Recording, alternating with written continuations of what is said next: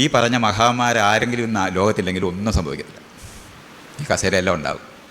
നമ്മളെല്ലാം ഇതുപോലെ സ്വസ്ഥമായിട്ട് കഴിയും. റേഷൻ കടയിൽ നിന്ന് അരി മേടിച്ച് തിന്നും. ഒരു വേദം ഉണ്ടായില്ലെങ്കിലും ഒന്നും സംഭവിക്കത്തില്ല. ആളുകളെ നിയന്ത്രിക്കാനും ഭരിക്കാനും കാലയിലെ ചങ്ങല ആന്തരിക ചങ്ങലയാക്കുന്നതിന് വേണ്ടി ഉണ്ടാക്കിയതാണ് മതം. ഇതെല്ലാം നിഷ്കരണം കളയുക എന്നല്ല. കാറ് വന്നാൽ കാളവണ്ടി ഈ റോഡിൽ നിന്ന് പോവും. ആരും പറഞ്ഞിട്ടൊന്നുമല്ല. ഒറ്റ മതവും അടുത്തൊരു 100 വർഷത്തിനപ്പുറത്ത് കാണത്തില്ല. എൻ്റെ പണി കഴിയും.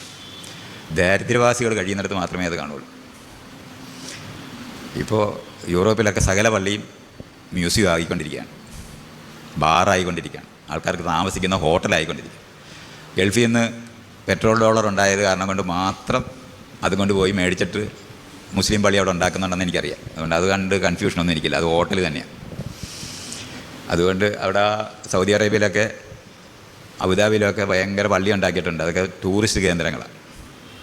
ലോകത്തുള്ള എല്ലാ കോന്തന്മാരും അത് കാണാൻ പോകും. അത് കാരണം കൊണ്ട് വിശ്വാസം കൊണ്ടാണ് അതൊക്കെ അവിടെ ഉണ്ടായിരിക്കുന്നത്. രാജാക്കന്മാർ ഭരിക്കാൻ വേണ്ടി ഉണ്ടാക്കുന്നതാണ് അതൊക്കെ. അതുകൊണ്ട് അതൊന്നും എനിക്കൊരു കൺഫ്യൂഷനും ഇല്ല. ഈ കാണുന്ന ടൂറിസ്റ്റ് കേന്ദ്രം ഇപ്പോൾ ഇവിടുത്തെ തൃശ്ശൂർ പൂരം നടത്തുന്നത് ഈ അമ്പലത്തിൽ പോകുന്നവരാണെന്ന് വിചാരിക്കുന്നുണ്ടോ? വടക്കനാഥൻ ഇതുവരെ കണ്ടിട്ടില്ലാത്തവൻ ആ പൂരം നടത്തുന്നത്.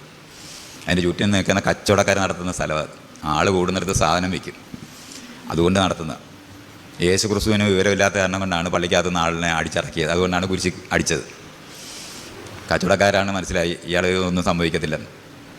അതുകൊണ്ട് അങ്ങനെയാണ് അതിനെ മനസ്സിലാക്കുന്നത്. അല്ലാതെ അതിനകത്തൊന്നും ധാർമ്മിക മൂല്യമൊന്നുമില്ല. അനുസരണം മാത്രം പഠിപ്പിക്കുന്ന, മനുഷ്യർ കീഴടക്കാൻ പഠിപ്പിക്കുന്നത്. ഒരു ശക്തിക്ക് മുമ്പിൽ കീഴടങ്ങാൻ പഠിപ്പിച്ചിട്ട് അതിൻ്റെ പ്രവാചകൻ, അതിൻ്റെ പ്രതിനിധി, അതിൻ്റെ അവതാരം ഇത് പഠിപ്പിക്കുന്ന സ്ഥലമാണ് ഈ സംഭവം മുഴുവൻ. സകല ബൈബിളും ഖുർആനും വേദങ്ങൾ മുഴുവനും എഴുതിയിരിക്കുന്നത് മനുഷ്യരുടെ മനസ്സിനെ കീഴടക്കാൻ വേണ്ടി ഉണ്ടായതാണ്.